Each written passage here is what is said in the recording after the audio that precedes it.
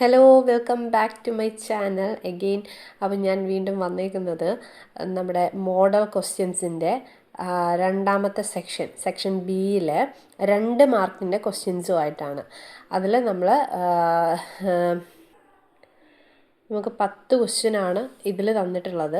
അപ്പോൾ 2 മാർക്കിന് വേണ്ടിയിട്ട് വളരെ കുറച്ച് തന്നെ എഴുതിയാൽ മതിയാവും. നമുക്ക് ഈ ഒരു വീഡിയോയിലായിട്ട് കിടക്കുമ്പോൾ ഇതിൻ്റെ ആൻസർ ഞാൻ പറയുമ്പോൾ നിങ്ങൾക്ക് എത്രത്തോളം എഴുതണം എന്നുള്ളത് മനസ്സിലാവും.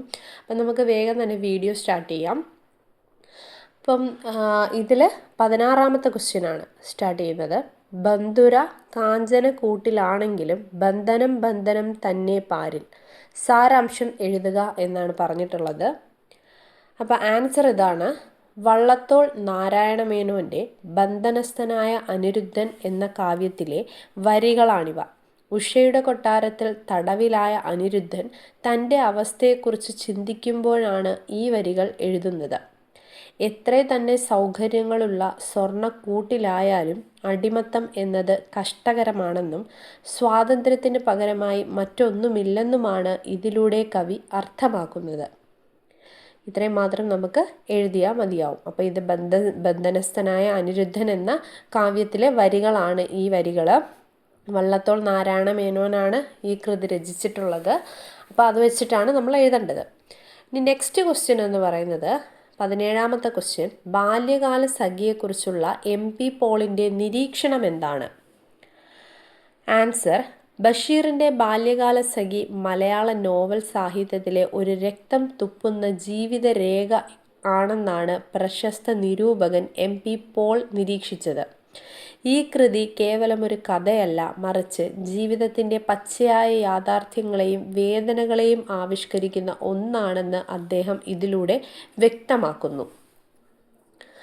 18ാമത്തെ ക്വസ്റ്റ്യനാണ്. NV കൃഷ്ണവാര്യരുടെ 2 രചനകളുടെ പേരെഴുതുക. അപ്പോൾ അതിൻ്റെ ആൻസർ, അതായത് NV കൃഷ്ണവാര്യരുടെ 2 രചനകളാണ് ഗാന്ധിയും ഗോഡ്സെയും കവിതാ സമാഹാരമാണ്. രണ്ടാമതാണ് കൊച്ചുതൊമ്മൻ, അതും കവിതാ സമാഹാരമാണ്. കൂടാതെ പുഴകൾ, രക്തസാക്ഷി എന്നിവയും അദ്ദേഹത്തിൻ്റെ പ്രശസ്തമായ രചനകളാണ്. അപ്പോൾ എന്താണ് അദ്ദേഹത്തിൻ്റെ NV കൃഷ്ണവാര്യരുടെ പ്രധാനപ്പെട്ട 2 കൃതികളാണ് ഗാന്ധിയും ഗോഡ്സെയും കൊച്ചുതൊമ്മൻ എന്നിവ.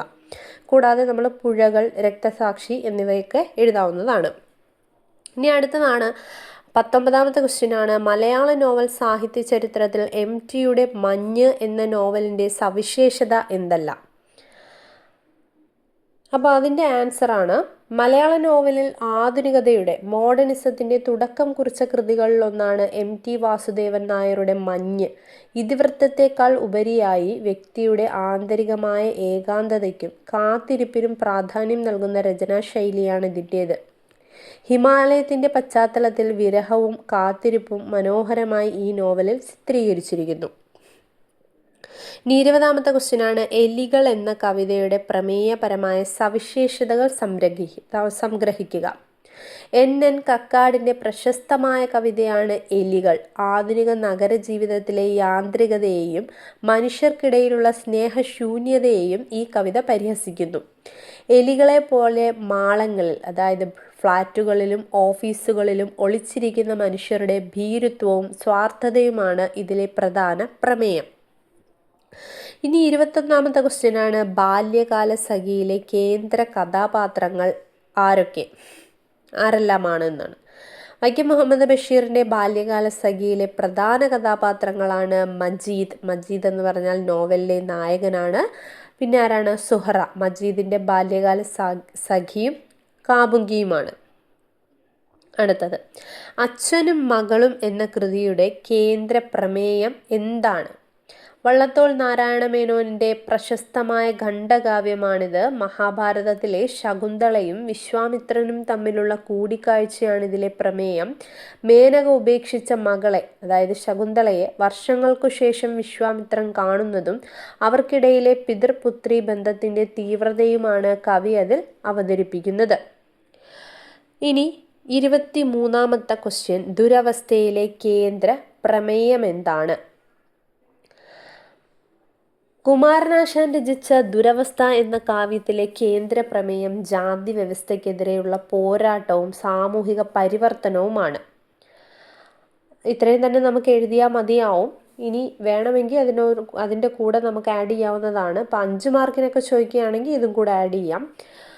അയിത്തവും ജാതി വിവേചനവും. അക്കാലത്ത് കേരളത്തിൽ നിലനിന്നിരുന്ന കഠിനമായ ജാതി വ്യവസ്ഥയും അയിത്തത്തെയും ഈ കൃതി രൂക്ഷമായി വിമർശിക്കുന്നു. മാറ്റുവീൻ ചട്ടങ്ങളെ എന്ന വിപ്ലവാത്മകമായ ആഹ്വാനം ഈ കാവ്യത്തിൻ്റെ അന്തഃസത്തയാണ്. മനുഷ്യസ്നേഹത്തിൻ്റെ വിജയം. ഉയർന്ന ജാതിയിലുള്ള അന്തർജനങ്ങളും സാവിത്രിയും താഴ്ന്ന ജാതിക്കാരനായ പുലയൻ ചാത്തനും തമ്മിലുള്ള പ്രണയത്തിലൂടെയും ഒത്തുചേരലിലൂടെയും ജാതിഭേദത്തേക്കാൾ വലുത് മനുഷ്യസ്നേഹമാണെന്നാണ് ആശാൻ സ്ഥാപിക്കുന്നത്. മലബാർ കലാപത്തിൻ്റെ പശ്ചാത്തലത്തിൽ രചിക്കപ്പെട്ട ഈ കൃതി ആചാരങ്ങളെക്കാൾ പ്രാധാന്യം മനുഷ്യത്വത്തിനാണെന്നും കാലഹരണപ്പെട്ട നിയമങ്ങൾ മാറ്റി എഴുതണമെന്നും വാദിക്കുന്നു. അപ്പോൾ ഇതാണ് ദുരവസ്ഥയിലെ കേന്ദ്ര പ്രമേയം. ജാതി വ്യവസ്ഥകൾക്കെതിരെയായിട്ടാണ് ആശാൻ ഇത് എഴുതിയിട്ടുള്ളത് എന്ന് ചുരുക്കത്തിൽ പറയാം. അതായത് മനുഷ്യൻ എന്ന വികാരത്തിന് ജാതിയേക്കാൾ മുകളിൽ സ്ഥാനം നൽകുന്ന വിപ്ലവാത്മകരമായ ഒരു പ്രമേയമാണ് ദുരവസ്ഥയുടേത് എന്ന് നമുക്ക് പറയാം. ഇനി അടുത്തത് ഉറൂബ് എന്ന പദത്തിൻ്റെ അർത്ഥം എന്താണ്? അതാണ് അടുത്ത ക്വസ്റ്റ്യൻ. പി സി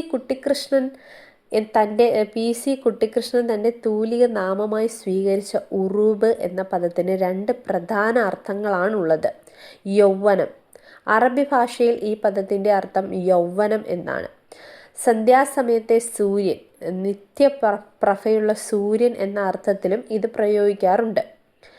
അപ്പോൾ അങ്ങനെ ഒരു അർത്ഥം, അതായത് യൗവനത്തോടെ ജീവിതത്തിൻ്റെ നന്മയെയും സ്നേഹത്തെയും എപ്പോഴും പുതുമയോടെ യൗവനത്തോടെ കണ്ടിരുന്ന ഒരു എഴുത്തുകാരനായിരുന്നു അദ്ദേഹം എന്നത് ഈ പേരിനെ കൂടുതൽ അർത്ഥവത്താക്കുന്ന ഒന്നാണ്.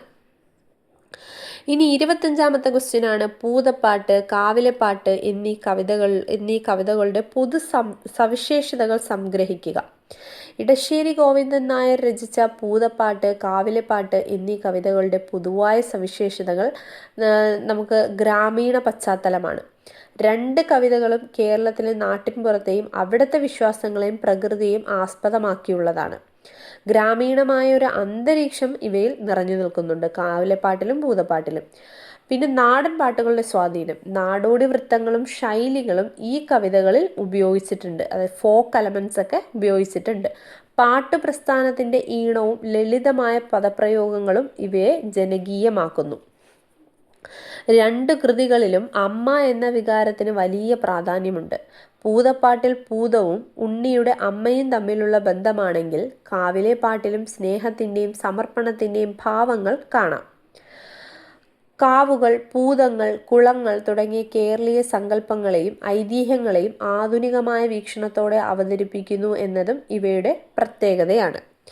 അപ്പോൾ ഇതൊക്കെയാണ് നമ്മളുടെ ഇന്നത്തെ വീഡിയോ. സെക്ഷൻ ബിയിലെ എല്ലാ ക്വസ്റ്റ്യൻസിൻ്റെയും ആൻസർ ഞാനിവിടെ പറഞ്ഞിട്ടുണ്ട്. നിങ്ങൾക്ക് 2-3 തവണ ഈ ഒരു വീഡിയോ ഒന്നും കൂടെ ഇത് കേട്ടിട്ട് ഇതിൻ്റെ ആൻസർ വേണമെങ്കിൽ എഴുതിയെടുക്കാം, ഇല്ലെങ്കിൽ അത് കേട്ട് തന്നെ പഠിക്കാവുന്നതാണ്. അപ്പോൾ നമുക്ക് നെക്സ്റ്റ് സെക്ഷൻ സിയുടെ വീഡിയോ ആയിട്ട് ഉടൻ തന്നെ കാണാം. Okay, bye bye.